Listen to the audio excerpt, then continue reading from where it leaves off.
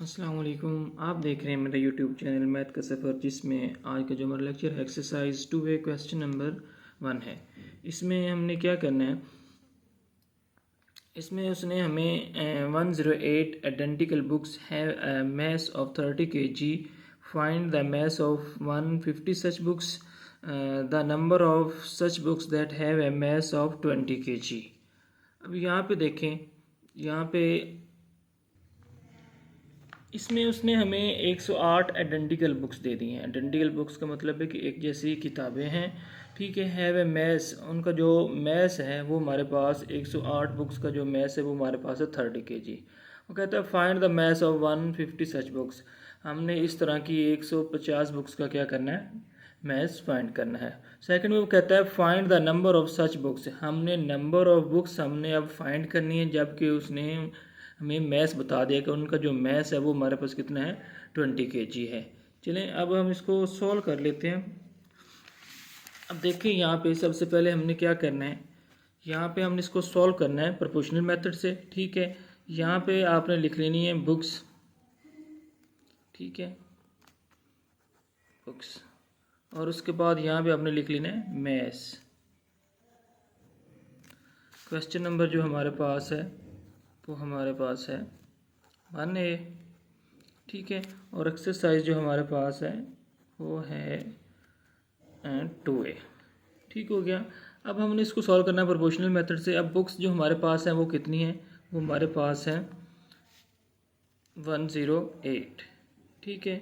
उनका जो मैस है वो हमारे पास उसने कितना बताया है, उसने इनका जो मैस है 108 बुक्स का उसने वो हमें 30 kg बताया वो हमारे पास है 30 kg, ठीक है।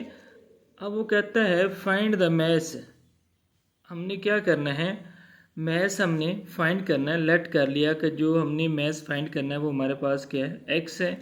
और उनका जो find the mass of 150 such books, अगर हमारे पास इस तरह की 150 बुक्स हों, उनका हमने क्या करना है, मैस फाइंड करना है, ठीक है। अब यहाँ पे देखें, उसने हमें 108 बुक्स दी थी, तो उनका जो मैस है वो हमारे पास कितना है, वो हमारे पास है 30 kg। अब वो हमें 150 बुक्स दे रहा है और वो कहता है कि 150 बुक्स का जो मैस है वो कितना होगा, वो हमने फाइंड करना है, ठीक है।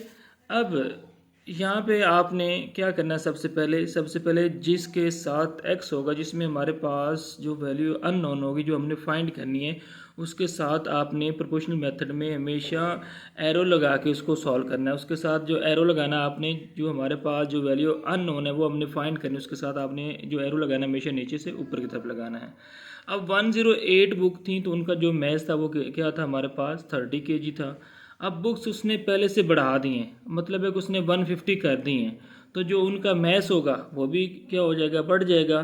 तो आपको पता है कि आपने पढ़ा है, एक बुक के पढ़ने से, एक अगर हमारे पास एक चीज़ है, ठीक है, उसकी दो चीज़ें हैं, मतलब है कुछ इस तरह से हमारे पास दो चीज़ें हैं, अगर एक की वैल्यू बढ़ने से दूसरी भी उसी ही रेशियो से बढ़ जाए, ठीक है, तो उसको हम क्या कहते हैं, डायरेक्टली प्रोपोर्शनल कहते हैं, ठीक है। अगर एक के कम होने से दूसरी की बढ़ जाए तो उसको हम क्या कहते हैं, इन्वर्सली प्रोपोर्शनल। अगर दूसरी की बढ़ जाने से पहले की कम हो जाए वैल्यू तो उसको हम क्या कहते हैं, उसको भी हम इन्वर्सली प्रोपोर्शनल कहते हैं, ठीक है।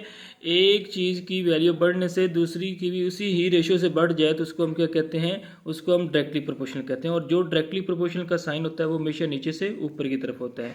अब 108 बुक्स थी तो उनका जो मैच था वो 30 kg था। अब बुक्स हमने पहले से कम कर दी हैं, ठीक है, मतलब है कि 150 कर दी हैं, तो इसका जो मैस होगा वो भी क्या हो जाएगा, बढ़ जाएगा। अब एक चीज़ के बढ़ने से दूसरी बढ़ रही है तो इसको भी हम क्या कहेंगे, डायरेक्टली प्रोपोर्शन कहेंगे। डायरेक्टली प्रोपोर्शन देखिए, अगर हमारे पास 1 kg हमारे पास जो शुगर है उसका जो हमारे पास प्राइस है, फ़र्ज़ करें वो हमारे पास क्या है, 100 रुपीज़ है।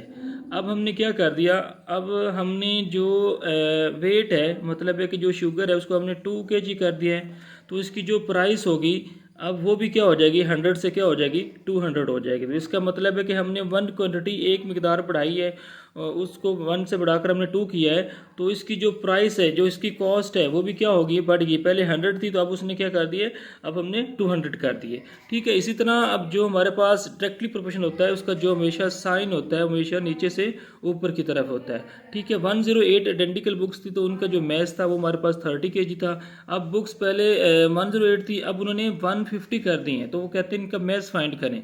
ठीक है, तो इसका जो एक चीज़ के बढ़ने से दूसरी बढ़ रही है तो इसका भी जो एरो होगा वो हमारे पास क्या होगा, नीचे से ऊपर की तरफ होगा।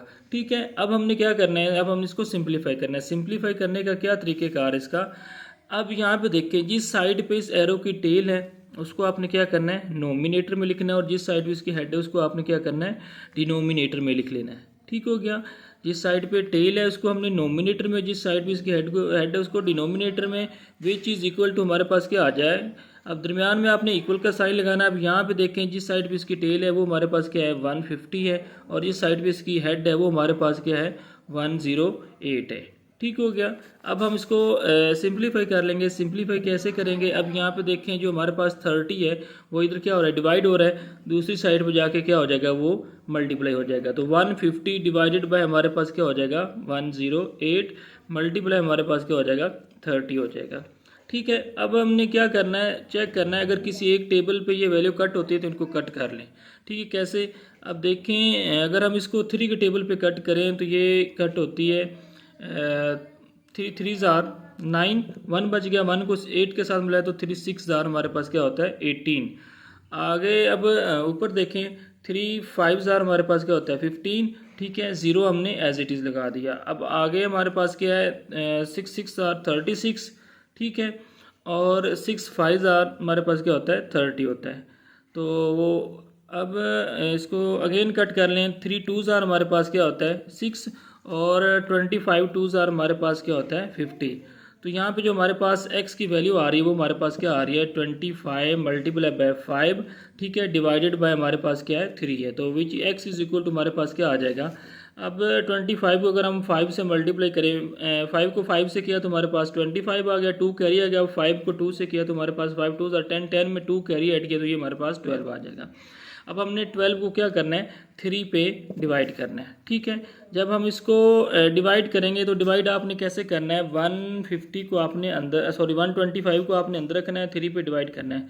3 4 जार हमारे पास क्या हो जाएगा, 12 हो जाएगा। ठीक है, माइनस किया तो यहाँ पे 0 बच गया, ऊपर से 5 उतारा, 3 1 जार हमारे पास क्या आ जाएगा, 3 आ जाएगा। अब 5 में से 3 निकाला तो हमारे पास क्या बच गया, 2 बच गया।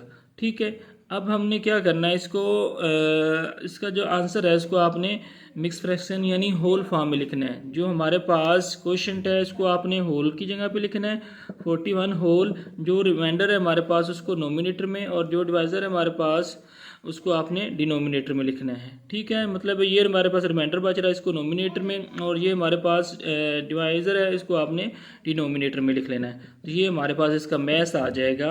अगर हम 150 बुक्स इस तरह की 150 बुक्स लेती हैं तो उनका जो मैथ आएगा वो हमारे पास 41 होल 2/3 kg आ जाएगा। ठीक है, अब आप देख लें 108 बुक्स थी तो उनका मैथ 30 था। अब बुक्स उन्होंने बढ़ाई हैं तो उनका जो मैथ है पहले 30 था, अब उन्होंने 41 होल 2/3 हो गया, मतलब है कि वो हमारे पास पहले से बढ़ गया है। तो ये हमारे पास इसका पार्ट नंबर 1 हो गया। अब हम चलते हैं इसके पार्ट नंबर 2 की तरफ। अब जो इसका बी पार्ट है ये हमारे पास था ए पार्ट। ठीक है, अब बी पार्ट है। बी पार्ट में हमने क्या करना है, बी पार्ट में उसने हमें जो बुक्स दी थी इसको भी हमने प्रोपोर्शनल मेथड से करना है। ये हमारे पास बुक्स हैं। ठीक है, और उसके बाद आगे जो हमारे पास हैं उनका जो मैथ्स है वो हमने लिख लेना है। ठीक हो गया।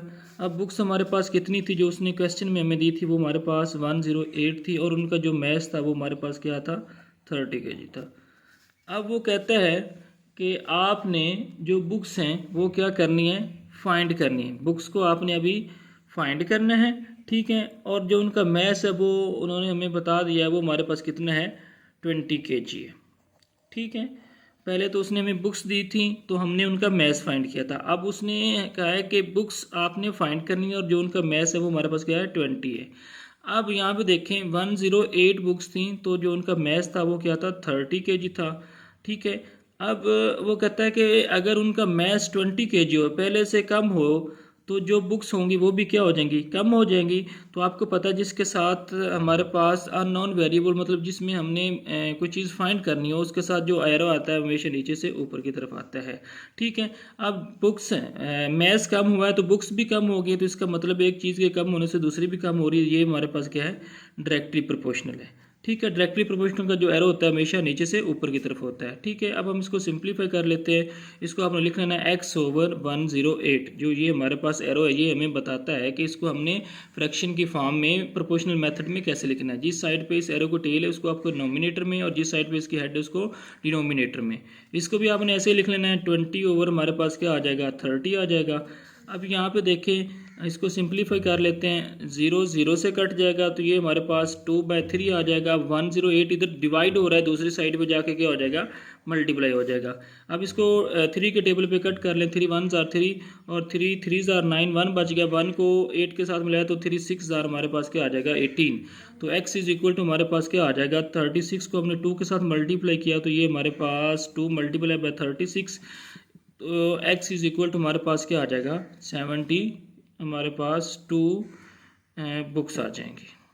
ठीक है, अब देखें यहाँ पे सेकंड पार्ट में देखिए, जो हमारे पास पहले उसने 108 बुक्स दी थी तो उनका जो मैथ्स 30 kg था। अब उसने मैथ्स कम किया है, पहले 30 था, अब 20 कर दिया है।